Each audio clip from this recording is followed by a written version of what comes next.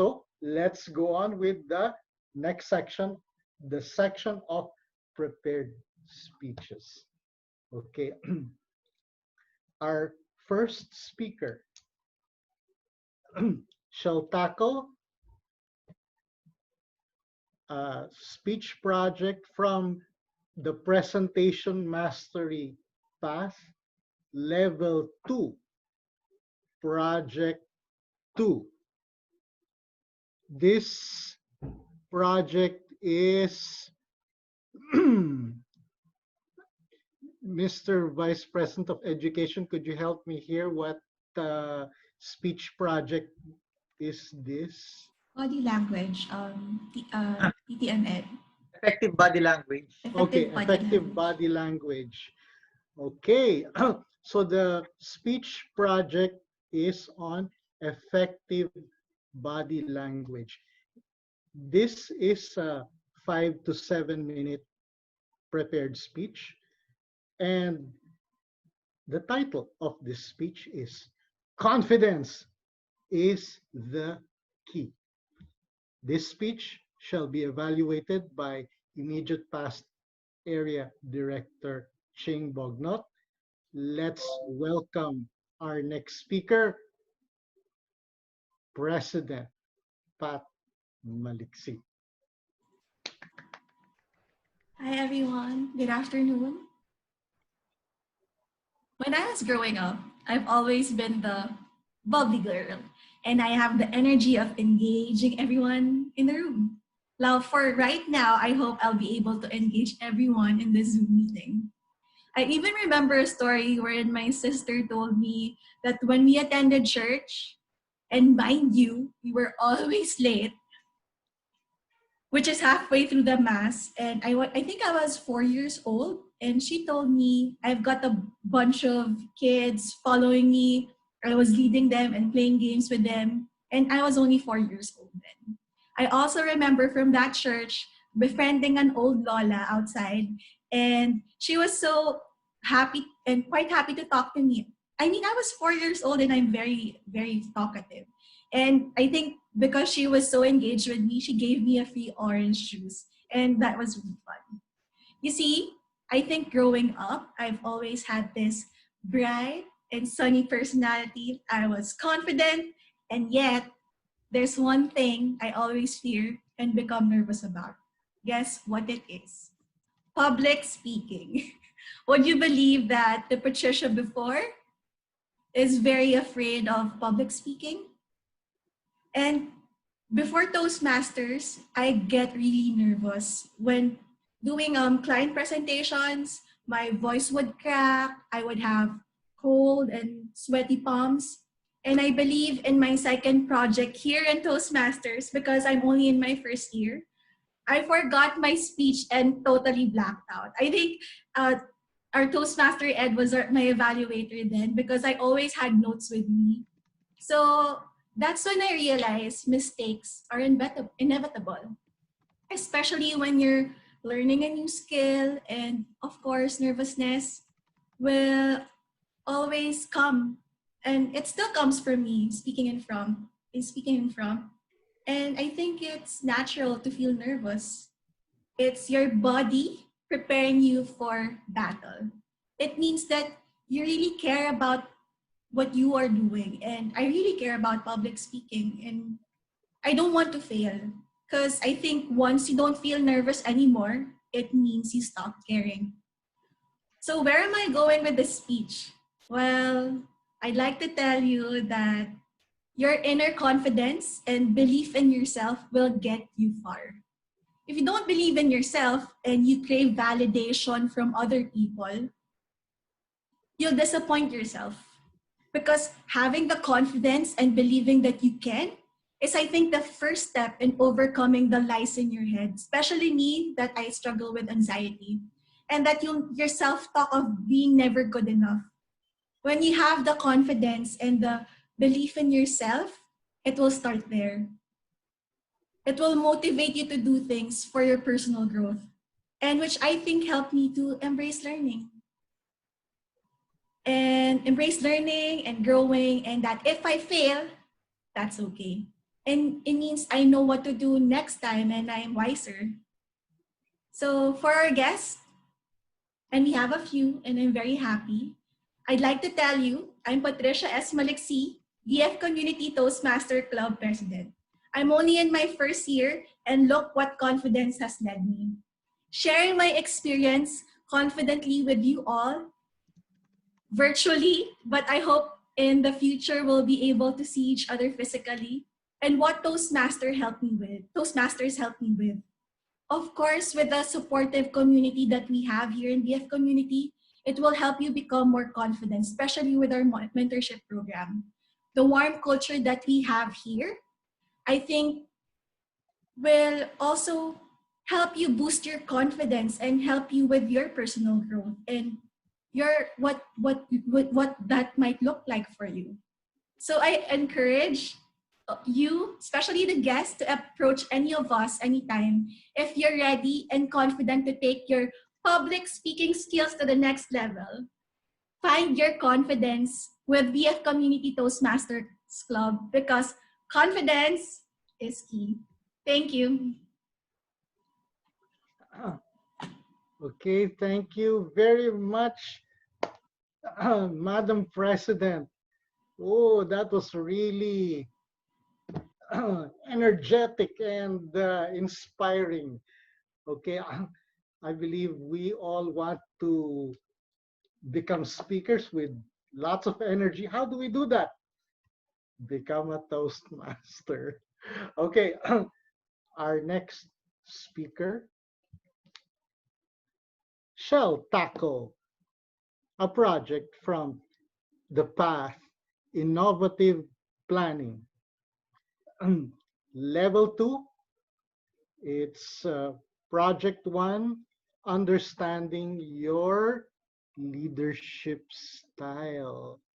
Okay, this is a 5 to 7 minute speech, and the evaluator is Area Director Christina.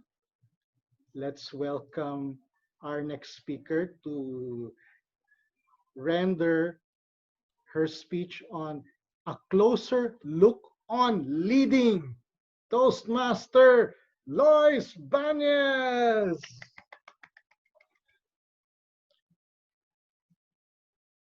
Thank you, DTM Ed.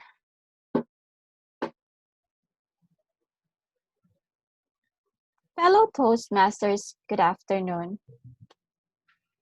How is your leadership toward your team?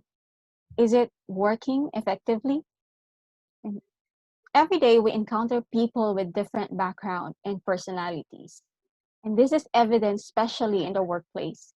There are personalities that are dynamic, dominant, passive, aggressive, etc. Do you sometimes wonder why people have a very different rhythm than ours? And with this diversity, our goal is still to have harmony and united teamwork to accomplish tasks and goals. So in any given situation, there will be individuals who will step up as leaders. It could be you, and someone who can be relevant in all its dealings so that the team is aligned in seeing the vision working for the organization and its members. I remember myself new to leading team members. I found it hard to approach people, and I knew I have this natural way of leading. However, there seem to be barriers to communication and some restraints to motivate people. Recently, I have discovered that there are styles of leadership and behaviors which you can adapt depending on the situation and the people you lead. Some of these styles are innate to us, which is honed depending on our background. And in fact, there are about 8 to 9 leadership styles, and these are affiliative, pace-setting, bureaucratic, authoritative, visionary, innovative, democratic, altruistic, and coaching. And there are, among these leadership styles, the 6 styles that are considered to be emotional styles are affiliative, visionary, coaching, democratic, commanding, and pace. Because this type of leadership deals directly or impacts the emotions of workers. So I would like to focus on the 3 styles that I am more inclined to. These are affiliative, coaching, and visionary. So a visionary leader is an individual who sees the potential for how the world should exist and then takes steps to get there. You can achieve visionary without a leadership role. For instance, if you have ideas, you can successfully lead people to accomplish a course of action while not having a vision for the change you'd like to create. And a visionary leader will have a vision, and a participant focuses only on accomplishing a task based on the idea. So for you to become visionary, you must have these 2 abilities combined. The ability to see the potential for change combined with the ability to lead others creates a visionary leader. And this type of leadership must come in when a company's objectives is to pave the way for change. The next leadership that I would like to share with you is the coaching leadership style. This is relatively new and guiding leadership style. Instead of making all decisions and delegating tasks yourself, as is the case in the autocratic leadership styles, the coaching leader takes the lead to get the best out of his employees or team. So a coaching leader must not be confused with a coach, since we have that coaching leadership style named after this, but it only means that a coach leader should also have coaching skill. And the leader has these skills when he is able to develop and improve the performance and competencies of his employees. And a coaching attitude of the leader ensures that the employees continue to work autonomously and independently without removing the initiative from them. And a good coaching leader has his employees perform their work independently. Of course, we don't want to be micromanaged. And this leader would still make them feel supported and involved in their work. The independent aspect in coaching makes this style excellently suitable for independent teams. So mentors specifically have this skill developed in them. And the last leadership style that I'd like to also discuss is the affiliative leader. These type of leaders are what we call, they have the people first approach. And from that term, definitely they would want everyone to have harmonious relationship. And I believe most of our club leaders possess this style because it is vital to the club growth of Toastmasters. So when you develop this affiliative style, we could describe it in one word. It could be harmonious, and you portray such leadership traits through promoting harmony and conflict resolution among teams. This was a time when I realized that this is actually the type of leadership that I needed when I started handling people. I realized that you need to have, you can actually adopt these different approaches or styles in order to be more effective in leading the team.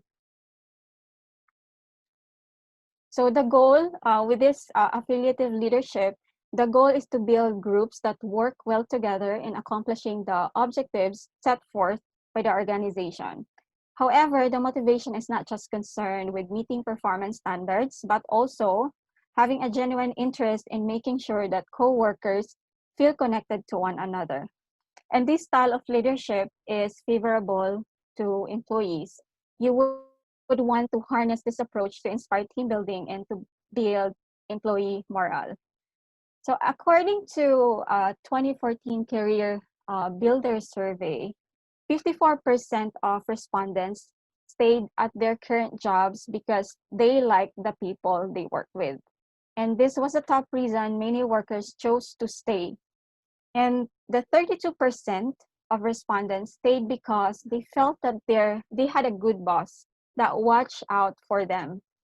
And this is the seventh top choice. If a company's workers are experiencing low morale, or if a conflict has taken over the organization, then an affiliative leader might be the best choice to unite teams. So in conclusion, it's a myth that every person can only hone one leadership. So it's a hope for every one of us. You can take time to understand the differences and analyze when it would be appropriate to apply a certain style to build your team up on a situational or need basis. And it won't be that easy to develop a style that you're not used to. It's something that you can learn as you apply it along the way, and it can surely reform our leadership approach. Back to you, Toastmasters of the day.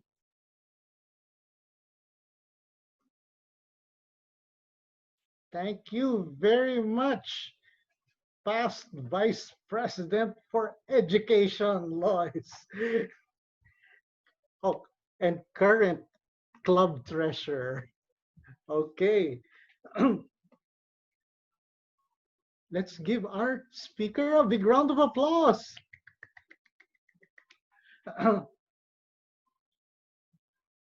Now, our next speaker shall tackle a speech project number 2. Speech project, okay? This is, again, innovative planning. Also, again, understanding your leadership style. Okay, the objectives of this project is to share his or her leadership style. This speech project is for 5 to 7 minutes. The title of this speech is "My Credo is My Leadership," to be evaluated again by Area Director Christina Yung. Let's welcome our next speaker, Vice President Porsh Maliksi.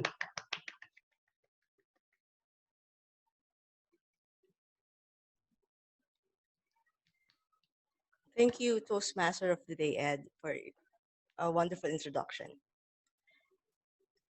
Have you noticed that no matter how great people were, how talented, how successful, if they didn't take care of themselves, treat people well, and own their life, they could only go so far.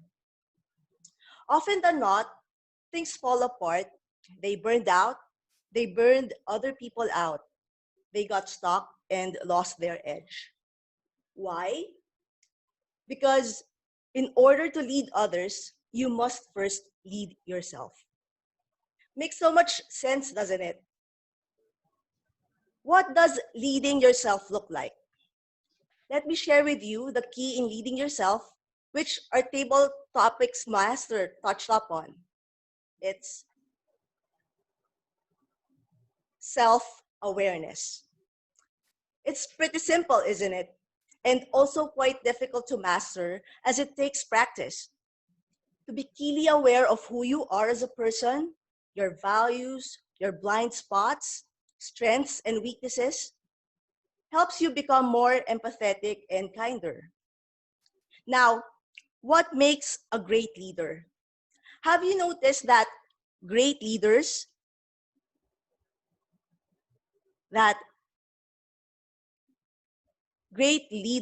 are the most authentic? Let's take a look at Dr. Martin Luther King Jr., Mahatma Gandhi, and Nelson Mandela. Did you notice anything in common between them? These leaders have a clear understanding of themselves.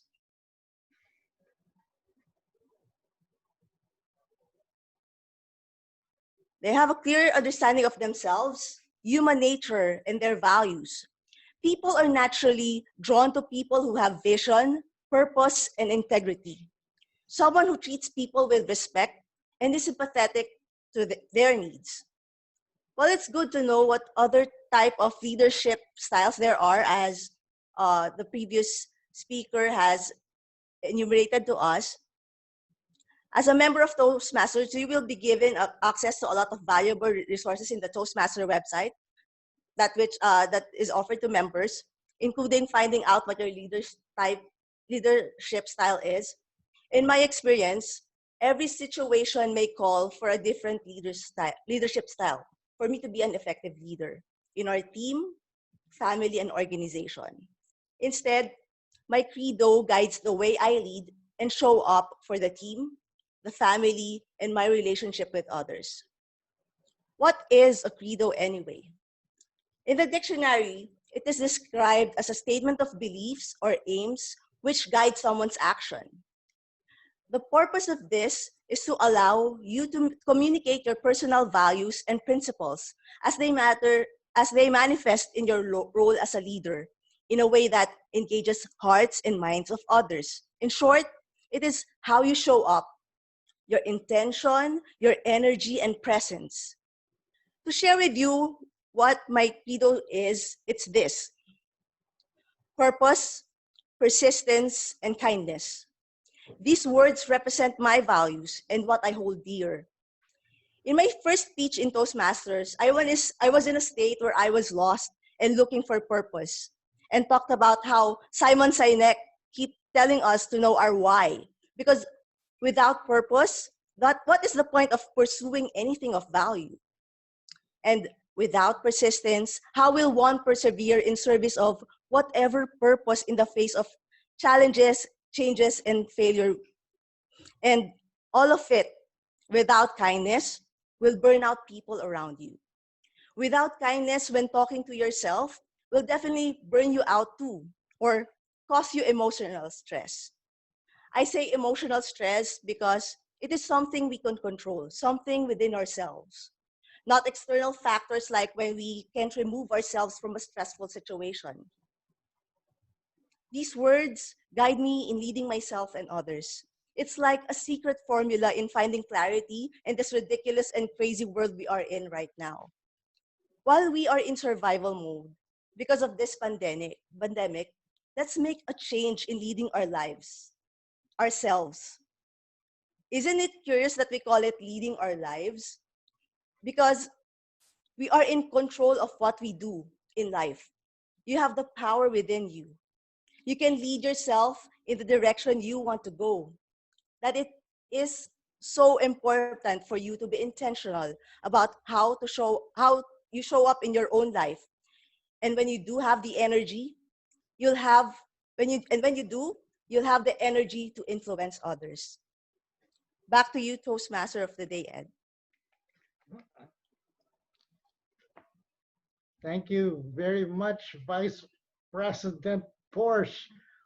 Wow, that was really a good take on leadership.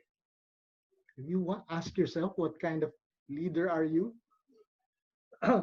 Here in Toastmasters, we get to learn about our leadership styles.